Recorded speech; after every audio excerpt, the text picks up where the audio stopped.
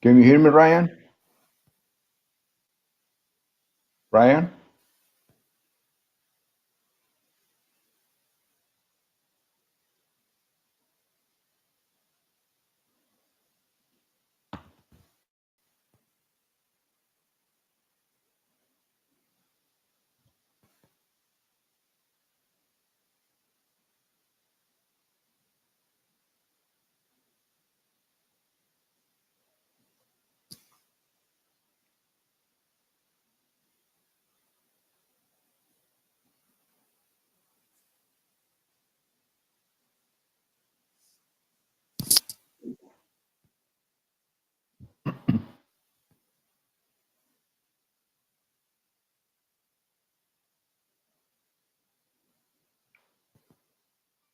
Okay, let's get started.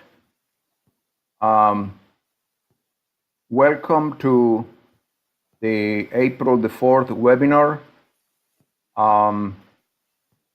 Dr. Phil Davidson will share with us the expert and validity of the Delphi. If you say it in the US, it's Delphi. If you say it in the UK, it's Delphi. But he corrected me and said it's Delphi. So we try to have him present the slides because we have some issues in the past, but we couldn't. But it looks like me moving the slides is working perfect as well. A couple of administration issues. You can see in your panel, you see the questions icon. If you have any questions, please click it, write down your question, and I am at the end of the presentation, I'm gonna go first come, first serve, and I'm gonna publish the questions so everybody can see it, and then I'm gonna have Phil addressing those questions. With that said, Phil, it's all yours. Okay, well, good evening, everybody. I'm glad that at least some of us have come in to listen to this talk. I want to take a little bit different perspective than what we've done in the past, and rather than going straight through the methodology, because Delphi has some real serious issues that are not common to the other research methods and designs that we've talked about are part of the special interest group. This first image, this first page, I just threw this up because I'm a great historian or fan of history of the ancient world, and what you see at the top of this picture is the Temple of Apollo in Delphi, Greece, about 2,600 years ago. And the reason that I find it interesting is that while there are a lot of stories and a lot of information about that oracle and what the Pythia, who was the priestess who would give the pronunciations and the prognostications or whatever, this oracle, there were thousands of different oracles spread all around the Mediterranean in this time frame, but Delphi was clearly the place where people wanted to go. And one reason that was suggested is that there were a lot of priests, and Plutarch, I believe, was one of those. And he describes what happened. There were all these priests who were hanging around. Understand that Delphi was located in a very busy part of the world. It was a crossroads for many countries. There were a lot of training, a lot of merchants, a lot of people went through. And those priests listened to what people were saying. So they were very aware of current events from the standpoint of how things were going back there. So when the Pythia would give her answer to the question being asked by a supplicant, it was the priest who would explain what the answer meant. And there's been suggested, at least, that the expertise of the priest in listening to all the people on the outside may have influenced a lot of the suggestions or a lot of the answers that were given to the supplicants who had come to Delphi. I just find that to be interesting. Okay, Orlando, if we go to the agenda slide, please. Next one up, please. There you go.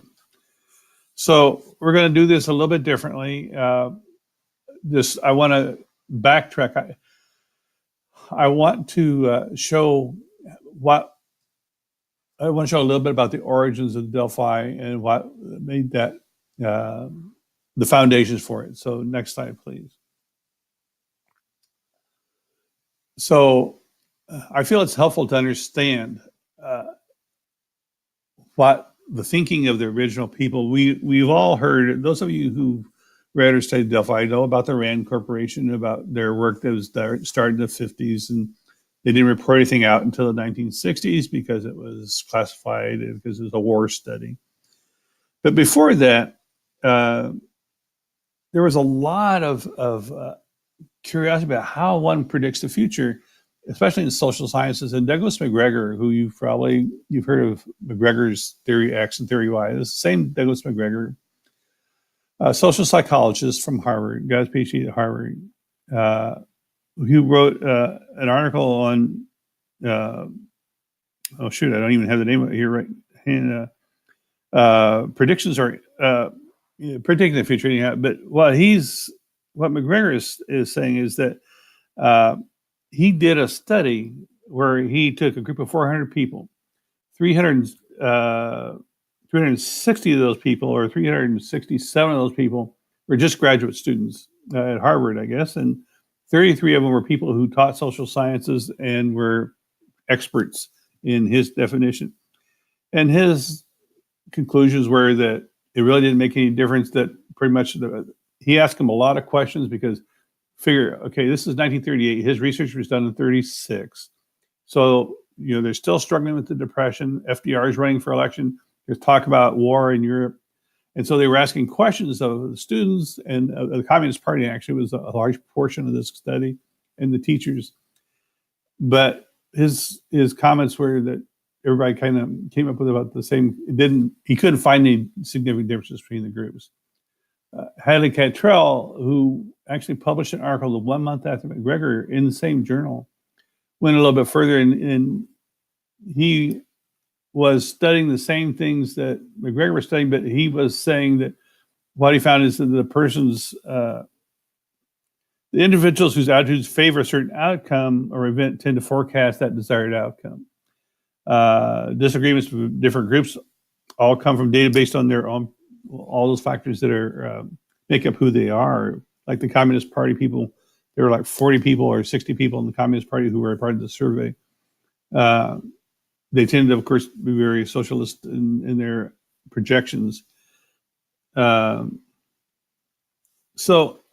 things were, this is just a little background. So next slide, please.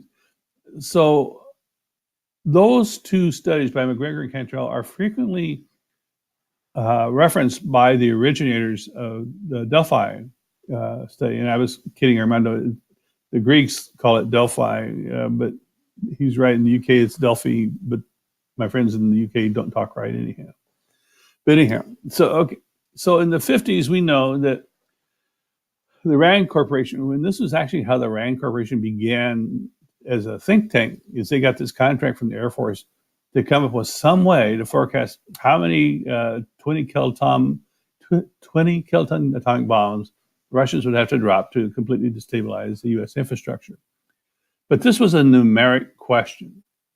They didn't want to know why they were going to drop the bombs or how people felt about dropping bombs. They just want to know how many bombs it would take so that they could develop some sort of a plan.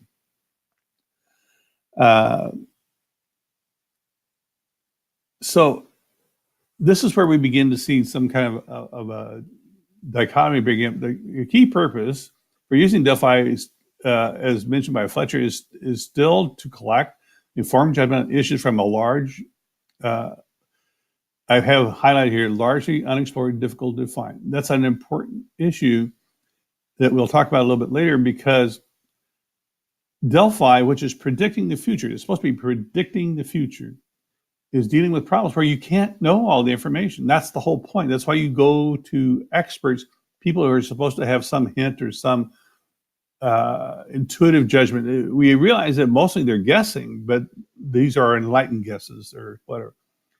But what we're seeing is that while we see Helmer is one of the people who's really into the philosophical side, and Kaplan, who's a UCLA philosophy professor who's actually working with Rand as a consultant on this project, they talk about the psychological aspects, how do you get people to agree? How do you get people to how do you get experts to come to some sort of a consensus? But Dalkey and Brown and Gordon are real operational scientists. They come from production science type background. And so their work, if you look at the original Delphi research studies, they're all quantitative.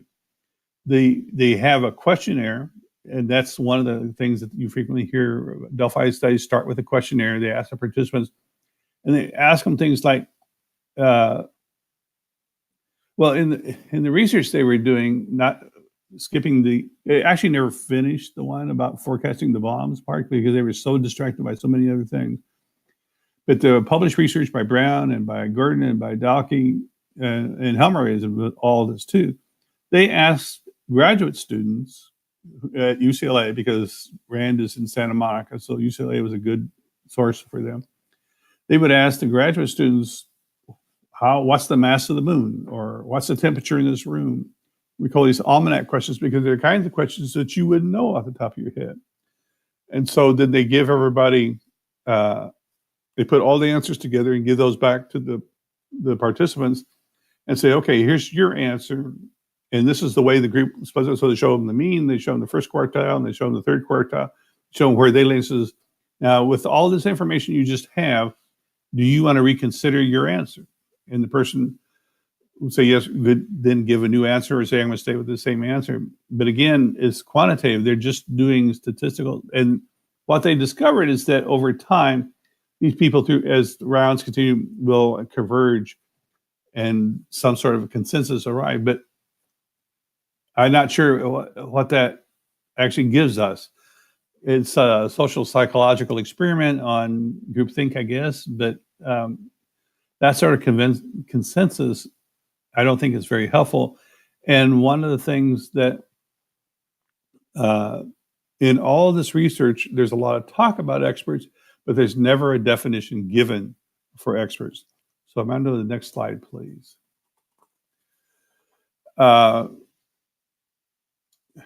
Hill and Foles, the central part of forecasting is an important element even today. And we have machine learning, we have artificial intelligence, but Delphi is still a central tool that we use. I belong to a group that does forecasting for government groups and for businesses. And my role as a quote expert with this group is because of my expertise with Delphi, but I put a lot of qualifiers on it too. But we have to consciously be sure that the effort of our predictions are based on solid science as best as we can. In the second bold I have here, Delphi is a set of procedures for eliciting the opinions of a group of people. In practice, procedures could be used with a group of experts or especially knowledgeable individuals. Dalkey is one of the original workers with the Rand Corporation. So this is the first time we see this point come up that he's excluding the fact that it absolutely has to be experts, but it could be especially knowledgeable individuals. There are a number of characteristics that define the Delphi and make it what it is. One of those is the fact that we use experts. From the very beginning, that's what people have said. But we have, as I mentioned, we have that struggle that experts were never really clearly defined. The anonymity of the experts is important and is a critically important part of Delphi, and that is by allowing the experts to work without being in the presence of other experts, so there's no pressure because of conformity, groupthink, or because of somebody is a well-known person or just a bully, which you find in some groups. So anonymity is important. Consensus is the goal of Delphi studies. I have some real questions about that. I'm writing an article on that. And a lot of people just ignore consensus altogether. In fact, there is a Delphi called the Policy Delphi, which ignores consensus as an issue. So the things that we see, there's iteration. We usually have multiple rounds, although I have seen at least one study that was just a single round Delphi. I don't know how they do that.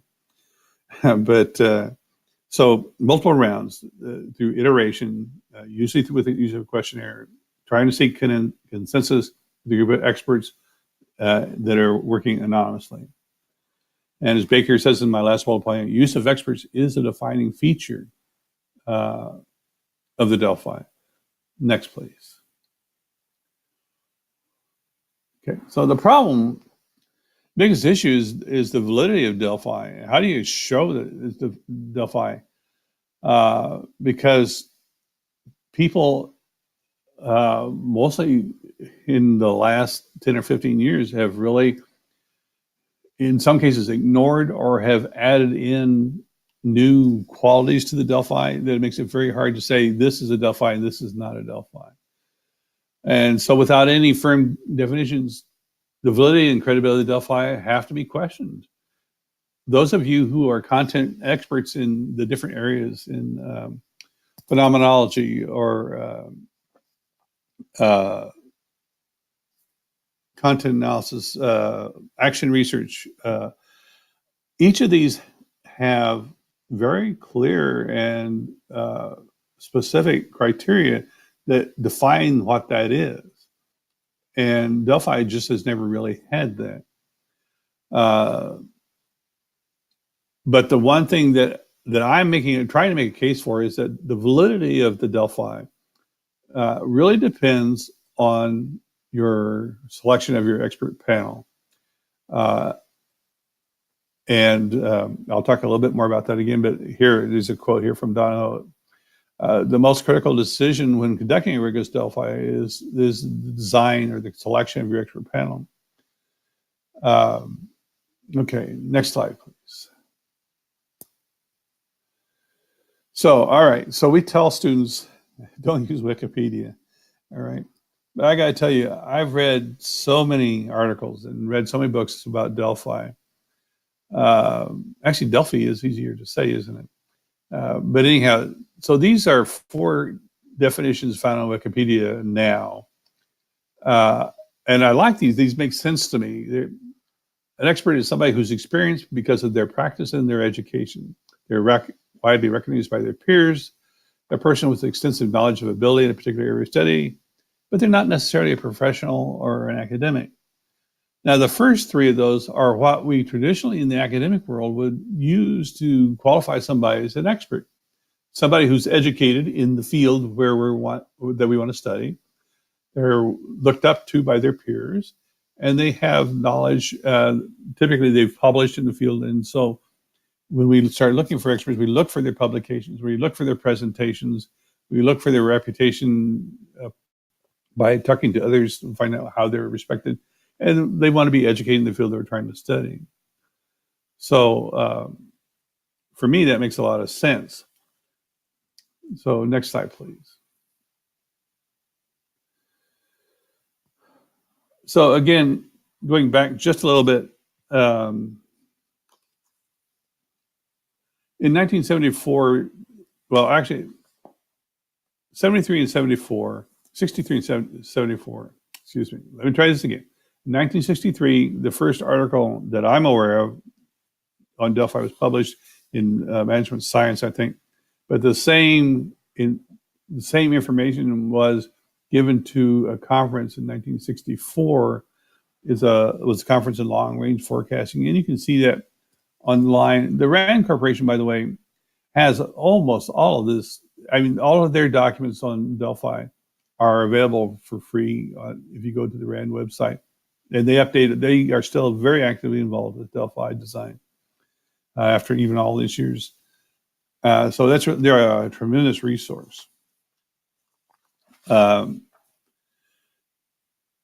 what we see here, the researchers themselves, it was kind of funny. I would love to have been sitting there with them because they seem to argue with one another. Here we see Gordon and Helmer, and you'll see Helmer Hirschberg Helmer adds Hirschberg to his last name for some reason. So sometimes you'll see Hirschberg and sometimes you'll just say Helmer, but it's the same person. But the same that this kind of forecasting is something you have to have, but it involves intuitive judgment. It involves guessing. So we want to try and be as systematic as possible in trying to select our experts. And Brown said it's a problem that needs to be really well defined. And Bernice Brown she was a very dogmatic research scientist. I mean, these people come from a strict science background, but she's saying that you have to have a clear definition of who the expert is. And so it did Brown and Helmer in the 64 report. It says they try to focus on arriving at efficient operating decisions. And this is a little bit different because the first two, the first two statements are talking about, needing to have the expert. But Brown is emphasizing the point, which is critical for her and for Dalkey and for Gordon, was that they are focusing on operations. And so they're trying to get people to come to a consensus and trying to find the best way to provide a way for people to come to consensus on a number of different options. But again, their participants were graduate students, so they were more interested in the process rather than trying to focus on who experts were or who they weren't. So we're seeing two different things here. We're seeing people talking about kind of a theoretical of the Delphi, and they're talking about what they're doing in the research. And almost every single paper that came out between 64 and 72 are dealing with trying to find consensus in an operational setting. And it's interesting that the first dissertation that I think was ever done on the Delphi technique was written by a student at UCLA, of course, and he had a lot of help from the participants at Rand. His dissertation, if you read it, he uses graduate students. He has two groups of graduate students, so he's not using experts. He's just using people who have some education. And yet he did his doctoral dissertation on the Delphi and kind of was negative about doing Delphi anyhow, saying it really doesn't work all that well. All right, sir. Next slide, please. Okay, so this is interesting, to me at least. This may all be very boring to you all, but I love this part. So in 1974, Harold Sackman was one of the original researchers, but he didn't publish anything until this point. He wrote an article that was published in 74, and then he wrote a book in 1975 that was called just Delphi, Delphi Critique or something. I think it's just called Delphi.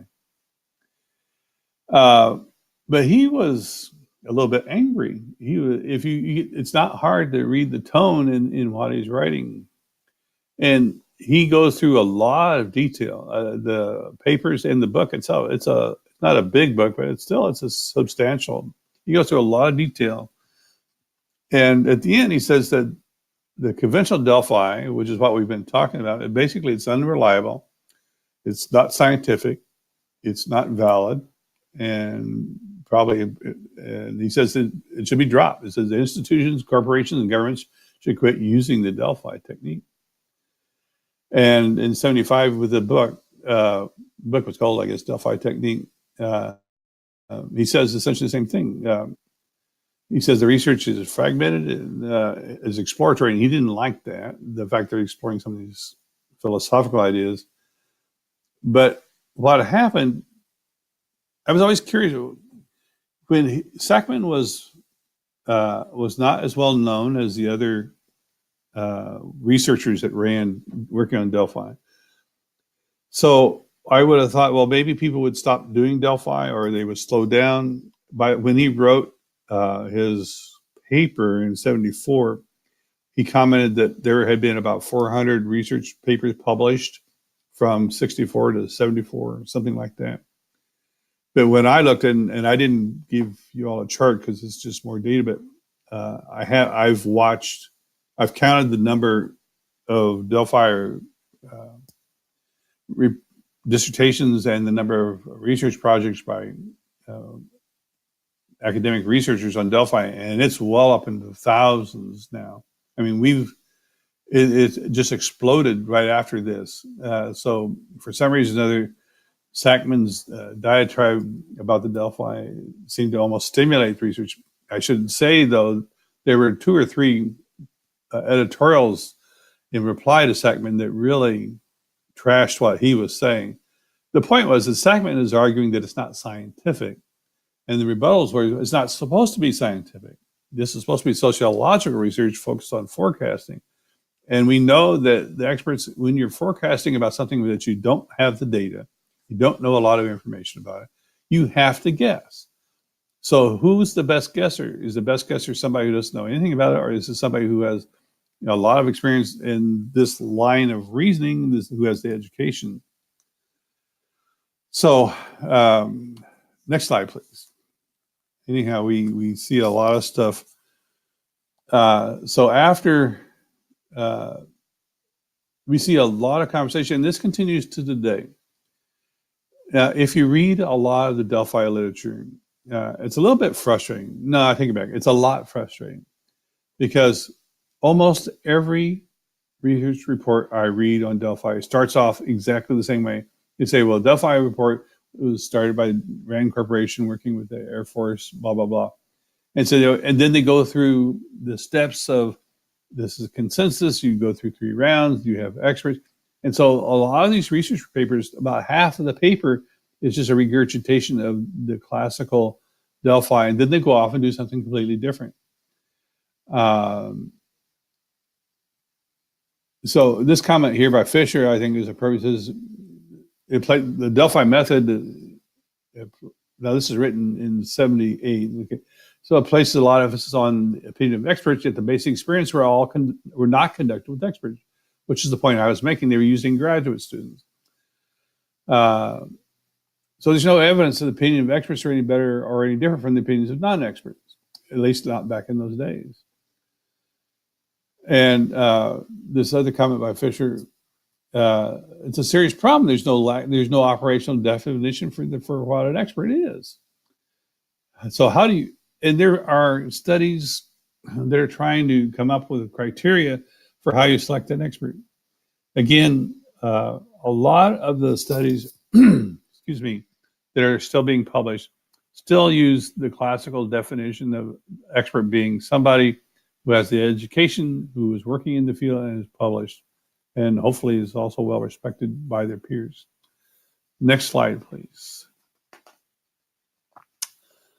So what we're beginning to see, though, around 2000 in the last 20 years is people are going every which direction with Delphi. Here, Rowe and White, which is one of the references is commonly referenced, is you should choose your experts based on their knowledge and their expertise as it relates to the domain of the problem that you have. And one of the points that Rowe and White were making here is that a lot of times we would look for experts all within the same field, but now we're getting the idea being developed that you really need to have people who are not necessarily directly related to the problem, but might be able to offer some criteria from slightly different perspectives, which is interesting because the original Delphi, working on the atomic bombs being dropped in the United States, used experts from nuclear physics, from Russians, the study of Russian psychology. They had experts from all different kinds of fields working on this, which I thought that made all kinds of sense. But then they just dropped that and they never finished that project. And that's unfortunate because I think that would have been a fascinating study. So here is a quote here by Don. The importance of defining the expert is not something you can argue about. But there becomes, again, I'm repeating myself, but there's a lot of ambiguity about how we define or operationalize that definition. Again, this is the reason I'm making such a point about this is that this is like issue number 1 with doctoral students at the University of Phoenix and other places as well about, and I'll talk about that in a little bit more detail later, but their lack of clarity about who their expert panels members are is problematical. And Kinney and Hassan and McKenna, this is another source that's frequently quoted, that simply because individuals have knowledge on a particular topic does not necessarily mean they're experts, which is true. But that just confuses the situation. I had one student argue that it isn't so important what you know, it's important how you use the information you have. I didn't quite understand that one, but I think what you know is kind of important as well. Anyhow, next slide, please. So, in summary, the original researchers discussed the theory behind Delphi a lot of different times, and like I said, Helmer and Kaplan were really focused on the philosophy, but Kaplan was a philosophy professor, so not surprising about there. But virtually all the published research was quantitative in the beginning, and their focus was on how you measure consensus and how you modify or how you produce consensus that you want to see. So all this left, we still, even today, we still struggle with this whole definition of who an expert is, and that's the validity of the Delphi depends on that. It's problematical. And I mentioned that Sackman really trashed all ideas. So it's been interesting. Yeah, it seems that there are no specific definitions. So pretty much everything is okay. You can do pretty much anything you want. Next slide, please. So we begin to see, like I said, around 2000, 2002, Turoff, who's one of the, you'll see a lot of work by Linson and Turoff. In fact, there's a book that they published. It was published originally in 1978, I think, but there's they did not want you to have to buy their book, so they put out that book on the internet, so you can find that one. And one of the chapters, they are the editors of the book, and one of the chapters is the Policy Delphi. It's an introduction to Policy Delphi, and Policy Delphi doesn't care about experts or consensus, and yet they call it a Delphi. Well, why do they call it a Delphi? Well, because it goes through multiple rounds, and in the Policy Delphi, you're usually dealing with politicians, with people who are politically inclined, people who have some experience in the field of politics. And what they're trying to do is they're trying to get just as many, they're focused on some kind of problem, and they're trying to get just as many different ways of looking at the problem as possible with no attempt to try and reach consensus, just trying to get, it's almost brainstorming, trying to get as much stuff. And they do go through rounds in the Policy Delphi. Savakis and Saunders talk about a normative Delphi or a consensus Delphi. There are others who come up with e-Delphi, because now we have the internet coming in, and so we have a real-time Delphi where people all get in the same room and they do the Delphi. They're all closed off in separate cubicles or whatever, so they can't see each other, but they do the Delphi there all at the same time. So there's a lot of variations. But despite all those different variations, the being the expert is the linchpin of the Delphi, and you'll see this comment made several times. Yet, being the linchpin of the Delphi, it still has no specific definition. And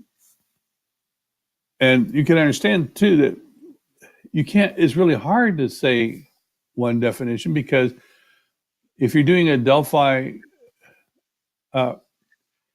if you think Delphi was supposed to be forecasting the future, okay? So we're looking at some future event, something out on the horizon.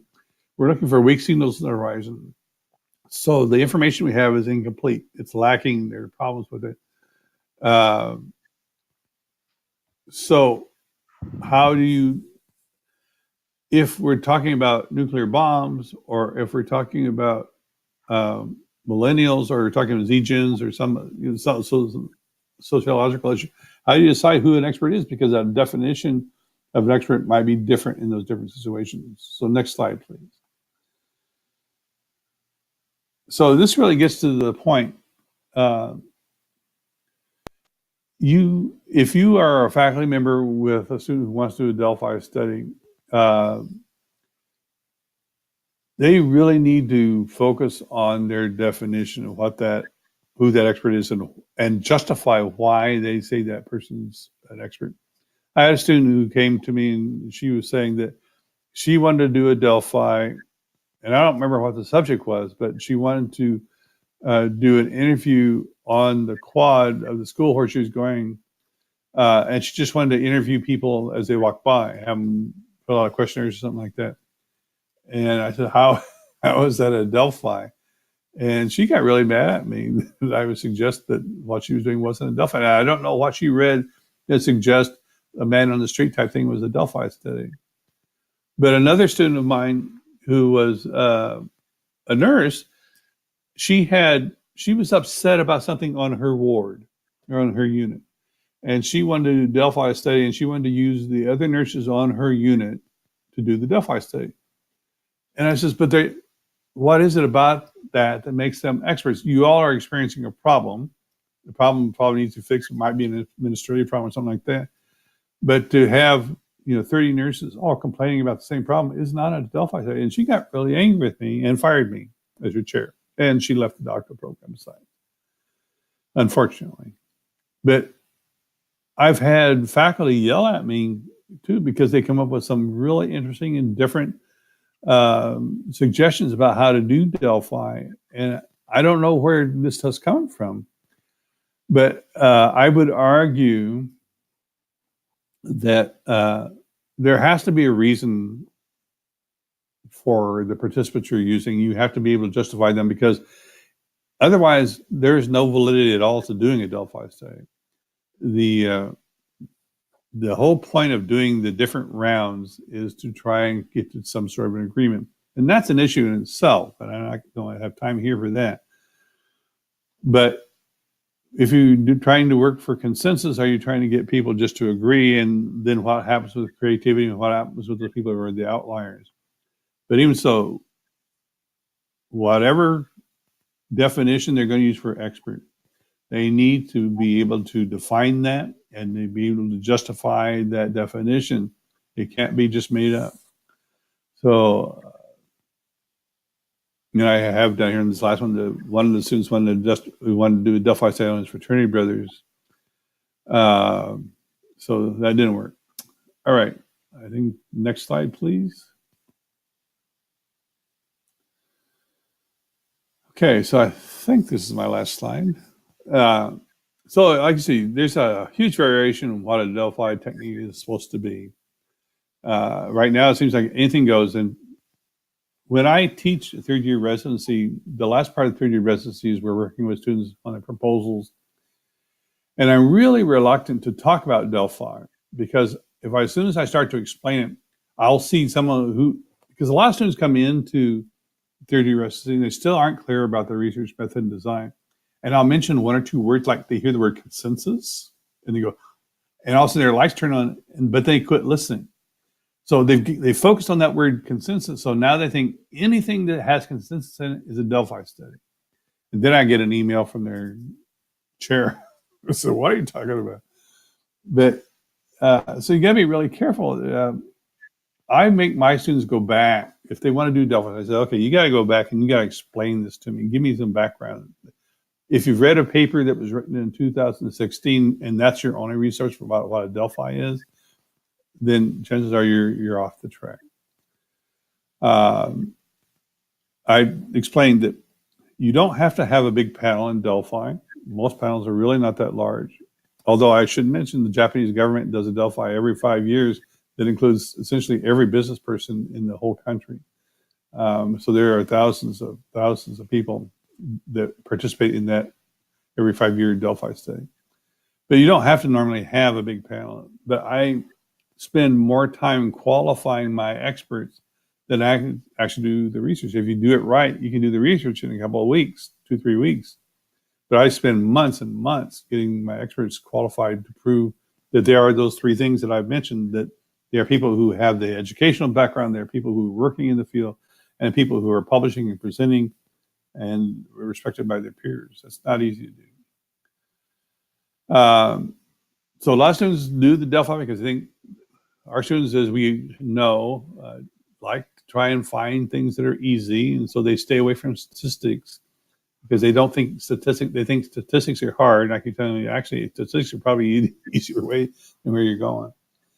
But then go with the Delphi. So then neglect. There's another part of this that I didn't really talk much about, is that the role of the researcher, the student in this case, is something that is emphasized time after time after time. But sometimes the papers are written so quickly that you don't see it so much. But the student researcher not only isn't just there to give out the questionnaires and compile the data. The student researcher is to be actively involved with the participants.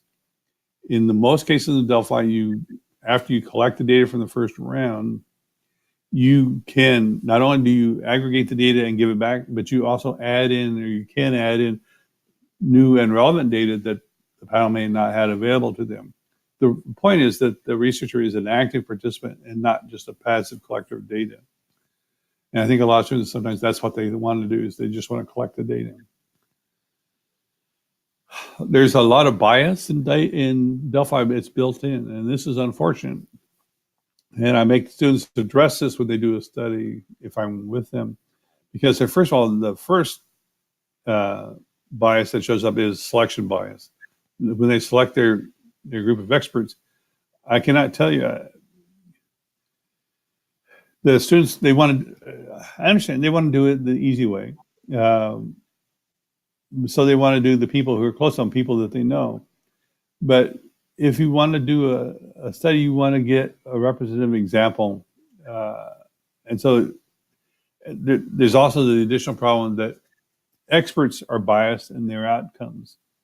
There's published studies that show that experts tend to forecast, if they're optimistic, they tend to forecast how they think they would like to see things come out. And if they're pessimistic, they tend to do just the opposite. So those are my concerns, those are my thoughts, and that's about it. I don't think there's any more slides. Is there, Armando? Let's see. Right. Okay, Yeah, okay. thank you. We do have two questions. Okay. Just to say that this is being recorded. The references, the slides, and the recording will be posted on the hub. So stay tuned. I send it with an email. So I'm gonna go and publish the questions. If we have time enough, maybe we can even get brave and put the spotlight and maybe people, the podium, and maybe people can come into the podium. Great. Okay, here you go. First question from Karen Johnson. Do you see it, Phil? Oh, yes. Okay. Whoop, went away. Didn't read it fast enough. It says, I have, okay, gonna publish again. I know, face-to-face. So she has to leave and say, would you talk a little bit about the differences in the criteria for participants in the Delphi and NAT? Are experts required for both? Okay. NGT is a nominal group technique. It's a good question, actually. The Delphi, the nominal group technique is also a consensus method, very similar to the Delphi, but the emphasis on expertise is not as strict as what we typically find with the Delphi. Nominal group technique will typically have, the first round will be a focus group. So everybody gets to meet each other, so they don't have any anonymity at that first stage. But the whole idea is that with a nominal group technique, we're not talking about forecasting with nominal group. We're talking about trying to come to some sort of agreement about a specific problem. So in the first round, they do a focus group and they try to do brainstorming, and then they go through consensus rounds like with Delphi that are done anonymously after that.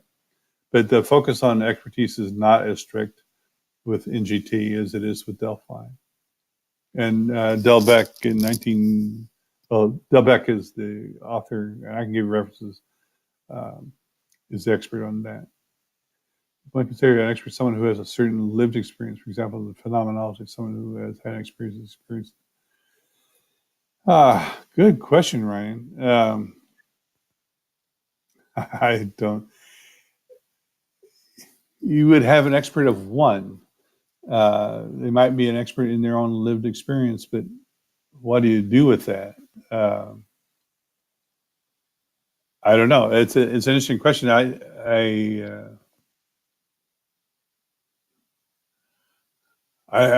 can't see how you could do that from a Delphi standpoint. But to answer your question directly, I think they probably are an expert in their own specific experiences. We do see some Delphi studies in more recent studies that have been done with things like I mentioned housewives or people who are not particularly educated or not professional, they're not academics, but they have extensive experience in what they're doing. There's got to be more qualifications than just housewives, and I didn't read that study in great detail because it's kind of an older study, but from a phenomenological standpoint, that'd be a tough one. The issue we have is the difference between quantitative and qualitative. The study of field study or pod study, are they qualifiers you would offer?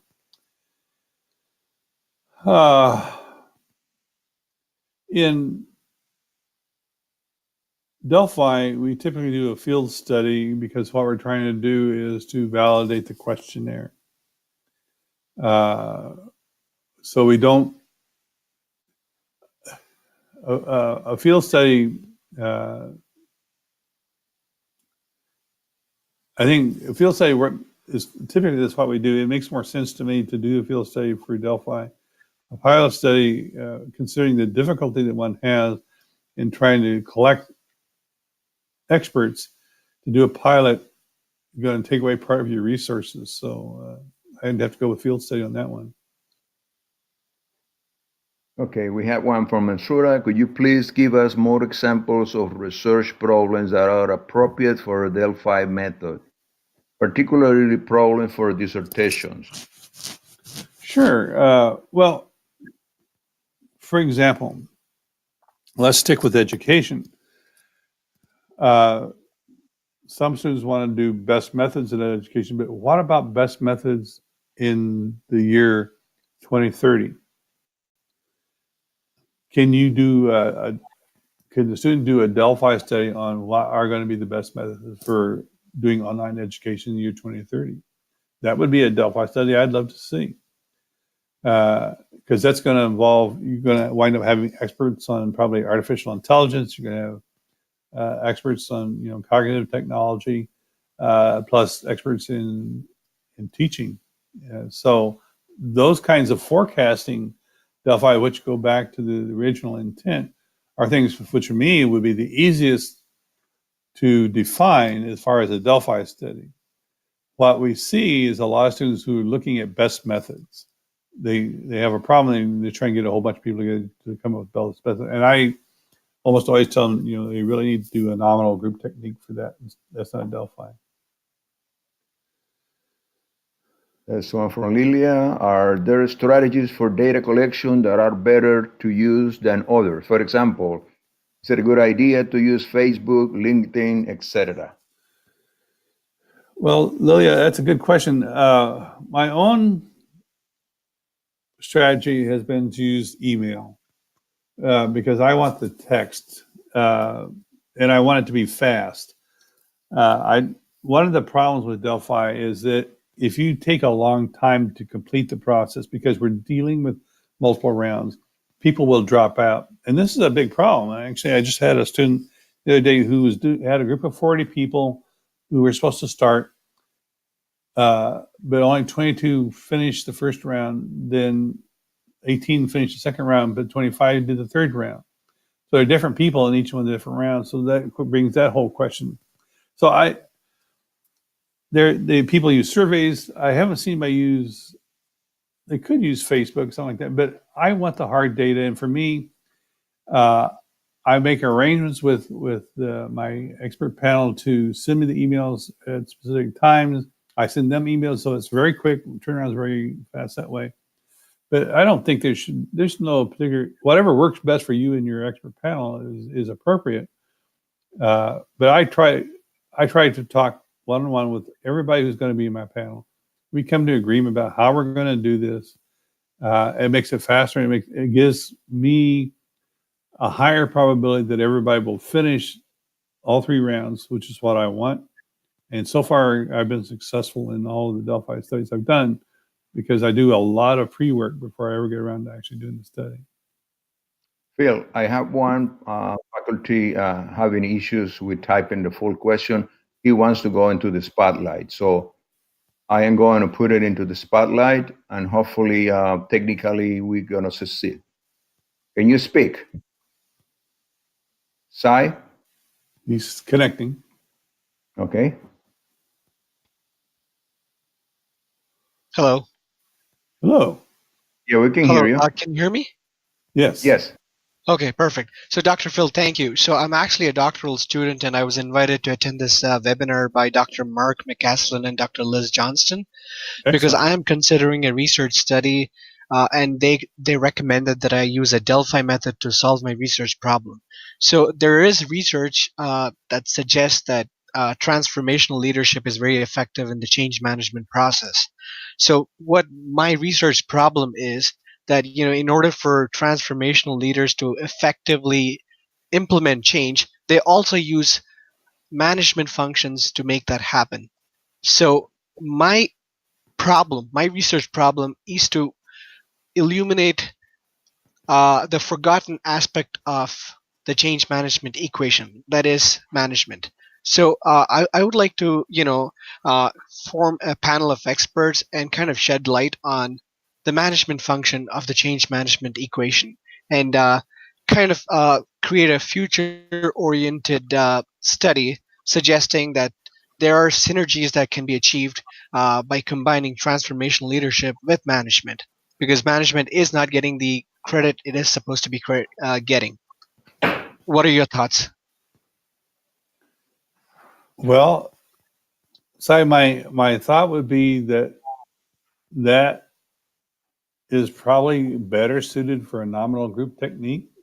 Like I said, it's almost the same as Delphi, but what you're suggesting to me, even though you suggested there may be some future consequences, is not a forward or future looking. You have one of the characteristics of Delphi is that you have a problem that's not clear, that you don't have all the parts. But what you're describing just in this brief conversation is really pretty well defined. I mean, issues around transformational leadership has been discussed for a very long time.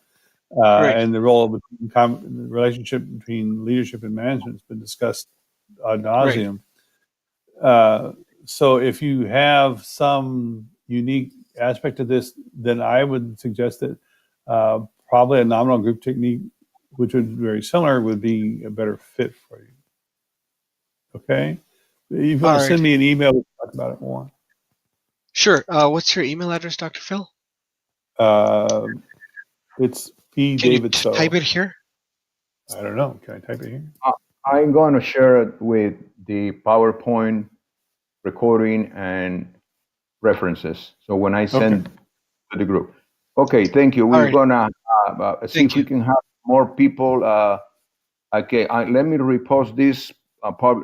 She has been waiting for 10 minutes. There is the issue. Can you read that, Phil? The issue we're having is the determination between quantitative and qualitative field study or pilot study. Are there any qualifiers you could offer? And again, I thought I addressed it, but my qualifier is that in a pilot study, you're going to have the people actually involved in the study. You're going to do the study. And so I prefer to go to do the field study and not do the pilot study because I want, I don't want to use up my resources. And all I really want to do in Delphi is to validate my questionnaire. That's the difference between that and doing something like a statistical study.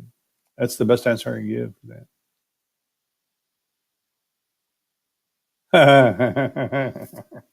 That's a funny question.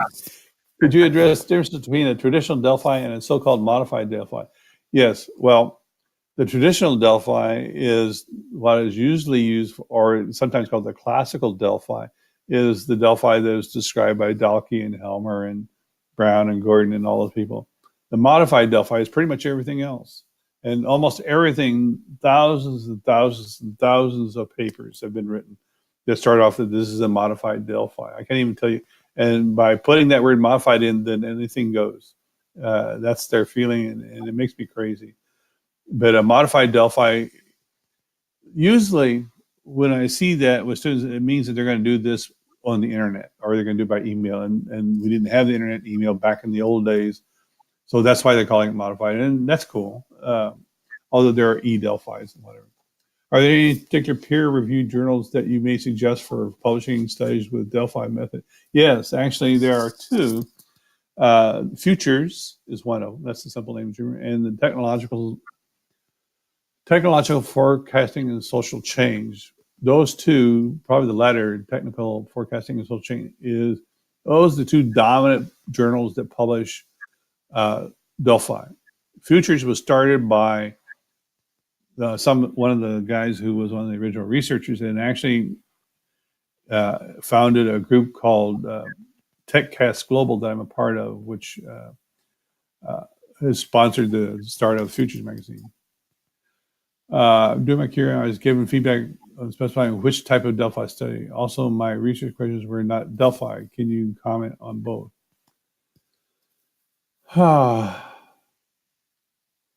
I can't without more information, Jason. I have a list of 12 different kinds of Delphi. I mean, you have policy Delphi, you have consensus Delphi, you have disaggregative Delphi, you have the electronic e-Delphi. So if you want to send me an email, I'd be glad to address it in more detail, but I can't answer your question with that little bit of information.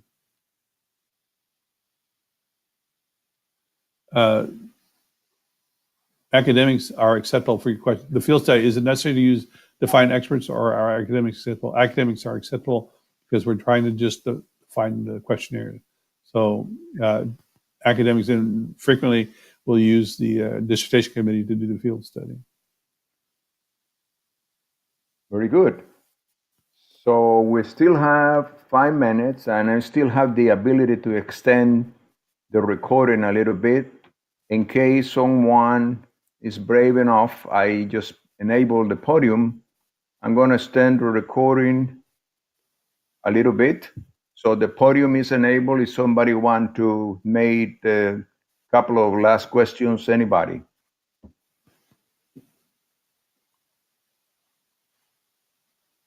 Okay, Mansoura is coming. Hello, Dr. Kubrishi. Hello everyone, and hello Phil. Great presentation. I really enjoy. Could you please tell us when would be the situation that you recommend Delphi for our students? Just, I know you mentioned it within your presentation, but if you want to explain it clearly for our students, what are the good situation for using Delphi? How would you explain just in a few sentences?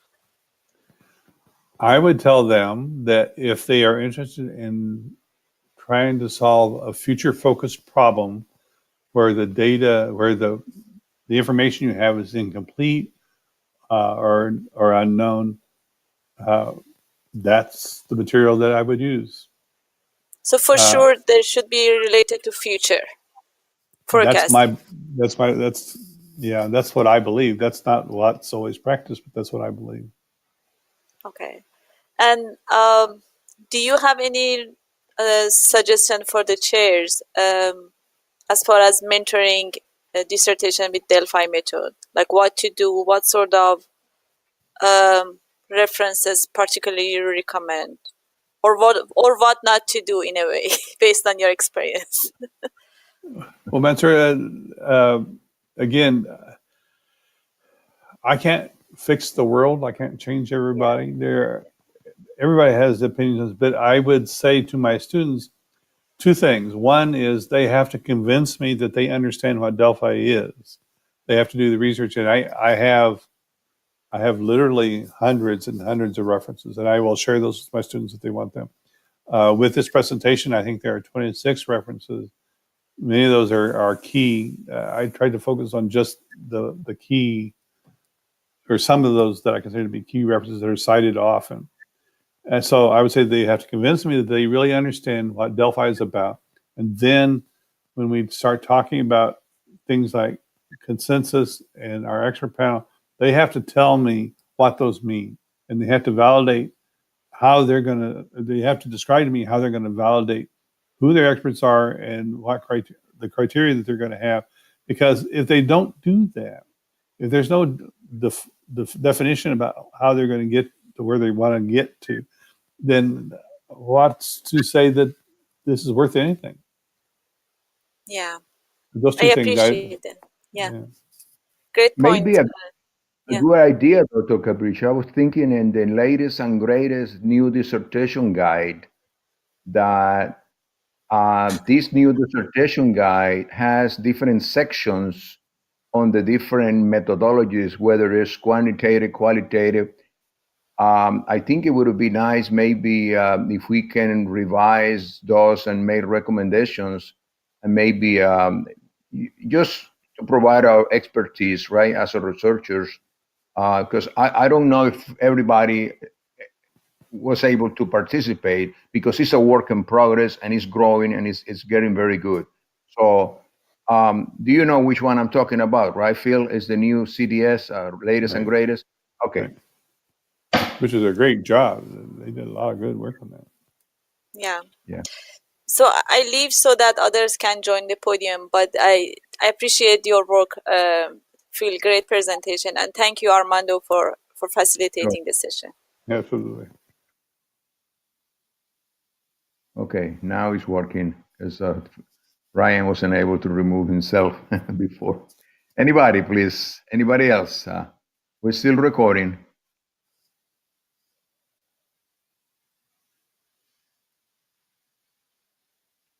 Okay. All right.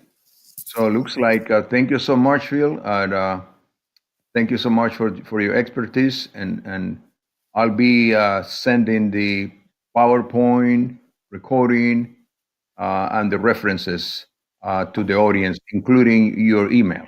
Thank you so much. Thank you for all your help, Armando. Bye-bye. Great.